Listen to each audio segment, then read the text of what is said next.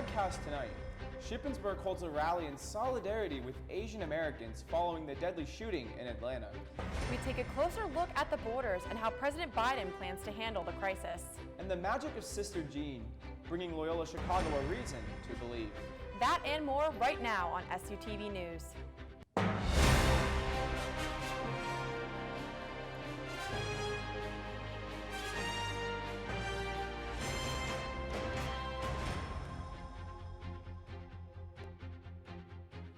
Good evening and welcome to SUTV News. I'm Brady Fisher. And I'm Liv Fayenza.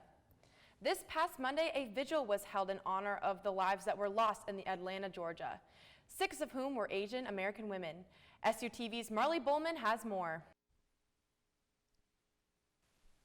The Ask, Communicate, and Teach Tolerance Committee, also known as the ACT Committee, sponsored a vigil Monday night. Outside the Ezra Memorial Library, students, faculty, and professors alike gathered to honor those who were lost on March 16th. 8 candles were lit honoring each of the victims and their lives. 6 of these victims were Asian American women. And I'm going to read their names. Xiao Jie Tun, Dao Yo Fan, Delana Ashley Yuan, Paul Andre Michel, Sun Chun Park, Johnson Grant, Sancha Kim, Yoon Ye Yu. Those who took the stand shared their own personal experiences of racism and how the current pandemic has heightened these experiences. And I've never experienced the rawness of being a minority until my freshman year softball game, where I was stepping up to the plate and the opposing players decided to pull the ching chong on me when I was at the bat. I brushed it off, but inside something didn't feel right. I'm scared to leave my house, not just because there is a virus out there that no one can control, but because my face is not safe in this pandemic. I have been told to go back to China even when the world wasn't choking. We cannot tame this virus, but we can also not contain the racism that has accompanied it. Even with the somber reason behind the gathering, there was talk about hope and how we as a campus community can fight back against the hate. Got you. We who believe in freedom cannot rest. Come on. We who believe in freedom cannot rest until it comes. For SUTV News, I'm Marley Bowman. On Thursday, students celebrated making it halfway through the semester at the Cub Amphitheater.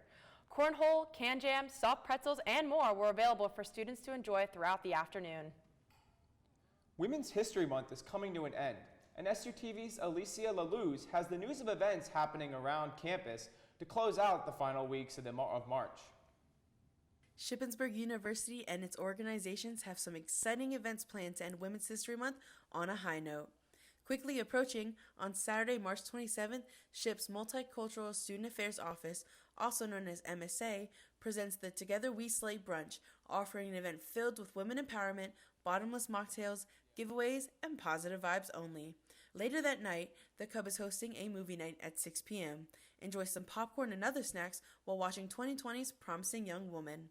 And the following day, MSA is virtually hosting a special gospel celebration service at 2 p.m. with SHIP alum Reverend Ivy Berry, and this event is open to all. These events and so many more will be occurring all over campus this upcoming week, and students can find more information in their email as well as on signage around campus. Alicia LaLuz for SUTV. The Shippensburg Pride Center is all set for their week of visibility beginning on Monday, March 29th.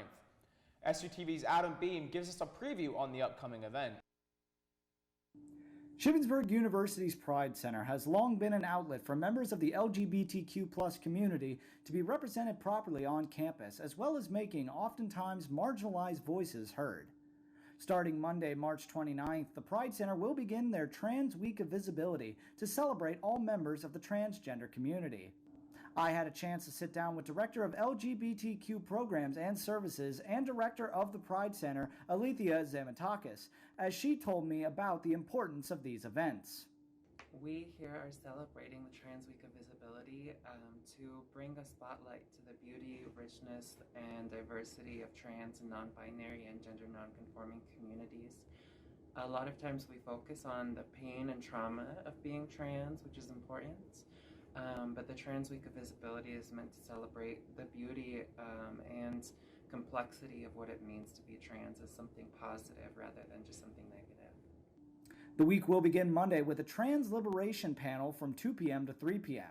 The event will be held over Zoom and be discussed by students, faculty, and community members on their experiences here at SHIP and the community at large. Tuesday from 12 p.m. to 2 p.m. will be an open safe zone, which will give all those who attend an open and critical forum to gain an understanding of other sexual identities as well as their own.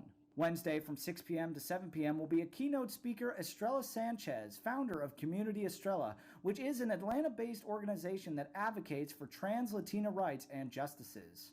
Thursday from 5 p.m. to 6 p.m. will be another guest speaker, drag queen Madam D, who is hosting a Drag Queen History fundraiser. Suggested donations are between $5 to $10. However, no attendees will be turned away for not donating. The week will conclude with a name and gender marker change workshop hosted by attorney Catherine McDonald from 2 p.m. to 3 p.m. All information and Zoom links for these events can be found on the Pride Center's official Instagram page at @ship_Pride Center. Any questions about Trans Week of Visibility or future Pride Center events can be sent to pride@ship.edu. For SUTV News, I'm Adam Beam. Shippensburg University has many community engagement opportunities and is looking for volunteers.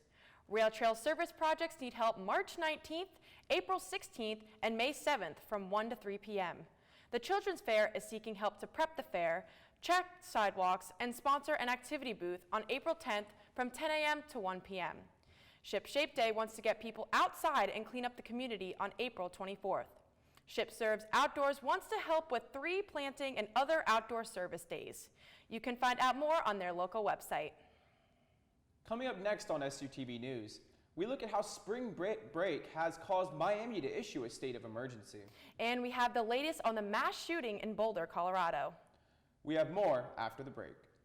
Are you having a hard time focusing on your work? Why not check out the Ezra Lehman Memorial Library? The library has many resources like the IT desk on the main floor. For computer assistants, see the experts. Need to print in black and white or color?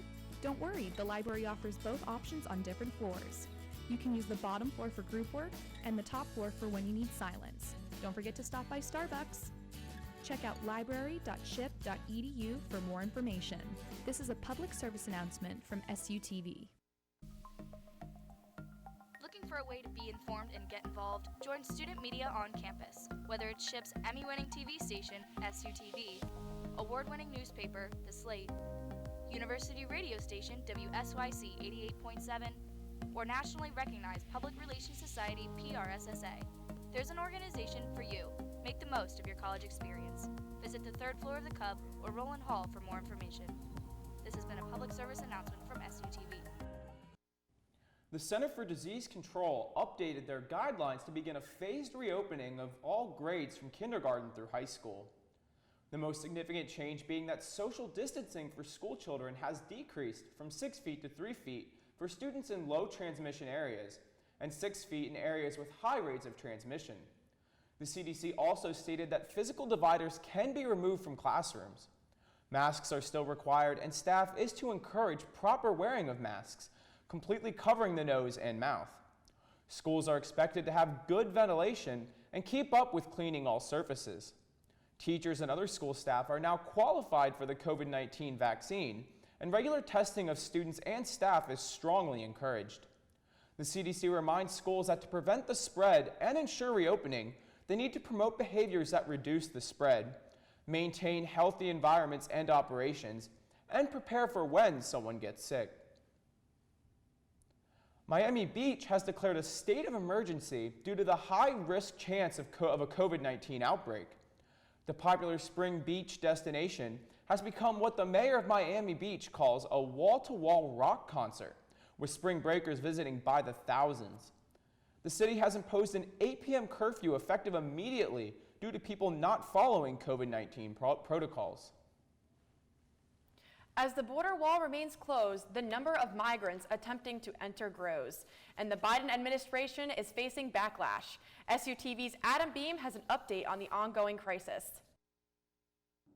It began as a driving force behind the Biden administration. The question of border security and an influx of immigrants into the United States has been a mainstay in politics for over a decade now.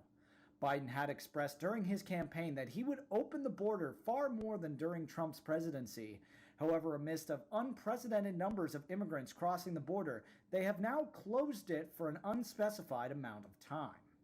It was announced Sunday by Homeland Security Secretary Alejandro Mayorkas that the border is closed and that it will be expelling all families and adults who attempt to cross. However, the Biden administration has made it clear that they will, quote, not turn back young, vulnerable children, end quote.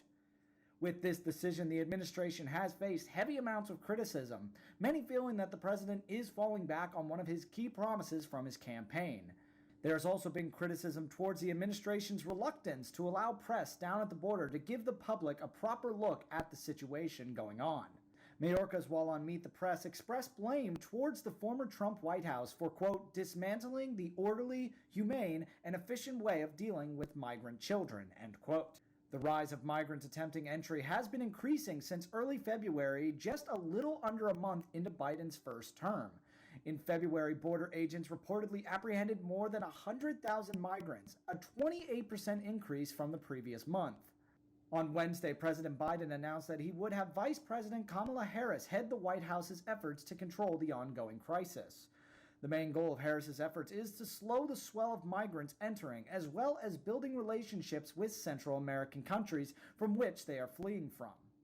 On Thursday, President Biden had his first news conference as president and had this to say on the border situation. The idea that I'm going to say, which I would never do, if an unaccompanied child ends up at the border, we're just going to let him starve to death and stay on the other side. No previous administration did that either, except Trump. I'm not going to do it. Currently, there is yet to be any change in the border's closure, yet more migrants continue to flood the facilities down there. As all we can do right now is wait to see what the Biden administration's next step will be. For SUTV News, I'm Adam Beam. We're still learning more from Boulder, Colorado after a mass shooting left 10 people dead on Monday. SUTV's Jacob Hiss has the latest. On Monday, Colorado saw its worst mass shooting since 2012, as 10 people were shot and killed at a supermarket in the town of Boulder. Among the dead is Officer Eric Talley, whose car has become a memorial parked outside the Boulder police station. On Tuesday, President Biden spoke on his plans moving forward with passing gun control legislation. I don't need to wait another minute, let alone an hour, to take common sense steps that will save the lives in the future and to urge my colleagues in the House and Senate to act. We can ban assault weapons and high-capacity magazines in this country once again. I got that done when I was a senator. It passed. It was law for the longest time. And it brought down these mass killings. We should do it again. We can close the loopholes in our background check system, including the Charleston loophole. That's one of the best tools we have right now to prevent gun violence. Biden isn't the only government official calling for change. The question is, could we make some changes, some modifications, so that we could get to 60? And ultimately, I'll tell you, a big part of this is going to be, to get started, is up to Senator Schumer. Does he want to have a chance at getting an outcome, getting the 60 votes, or does he just want to see something fail so that he can use it for political purposes? If he decides the former, then we really need to take a very hard run at this. I do think there is some support that wasn't there in the past. If he decides that he just wants to have a failed vote, why then there's no prospect. Thoughts and prayers are good, but they're not enough. And after every one of these shootings, my Republican colleagues say that they're offering thoughts and prayers, but then they oppose common sense constitutional measures to separate people from guns when those people are dangerous. You know, a shooter in Atlanta is just a misogynist and a racist, except when armed with a gun, and then he becomes a monster and a mass murderer. In Boulder, that shooter was a deeply disturbed man who became a mass killer because he had an assault weapon that could kill people with the efficiency and speed meant for the battlefield. We have a lot of drunk drivers in America that kill a lot of people. We ought to try to combat that too. But I think what many folks on my side of the aisle are saying is that the answer is not to get rid of all sober drivers. The answer is to concentrate on the problem. The suspect, 21-year-old Ahmad Al-Alawi Alisa, appeared in court on Thursday. He's being held without bond and will have his mental health examined, according to his attorney. For SUTV News, I'm Jacob Hitz. After a windy day today, let's go to Angel B. Money with a look at the weather for next week. After a wild and windy day today, things calm down a bit heading into next week. Tonight, a low of 47 with clear skies, but the wind doesn't quite go away. We can see wind gusts up to 40 miles an hour. Tomorrow, a high of 71 with little wind and mostly sunny. Looking ahead, Sunday turns into another rainy day here in Shippensburg, but we dry out quickly on Monday with more high winds. Temps get back to 70 degrees by Wednesday before our next rainmaker comes through on Thursday. That's it for weather this week. I'm Angel B. Money. Now back to Brady and Liv at the desk. And finally, the NCAA Division I men's tournament kicked off its opening rounds this past weekend, but it wasn't the play on the courts that had the fans buzzing. SUTV's Cole McCowan has the latest. The Loyola Chicago Ramblers are advancing to the Sweet 16 in the men's NCAA tournament after an upset of number 1 seed Illinois 71-58, and their secret weapon was not probably someone you'd expect. Sister Jean is the men's basketball team chaplain and superfan who many were introduced to back in 2018 when Loyola Chicago made a magical run to the Final Four. She's miraculously 101 years old and was able to make the trip this year to Indianapolis after receiving her COVID-19 vaccine. Sister Jean followed her pregame ritual for the Ramblers by praying for the team going into their matchup like she typically would. However, it was what she said in her team prayer that made headlines. Her prayer may have sounded a little more like a scouting report, saying, quote, "As we play the Fighting Illini, we ask for special help to overcome this team and get a great win," she said. "We hope to score early and make our opponents nervous. We have a great opportunity to convert rebounds as this team makes about 50% of layups and 30% of its 3 points. Our defense can take care of that," end quote. The team followed her prayer to perfection, forcing the Fighting Illini to take an early exit.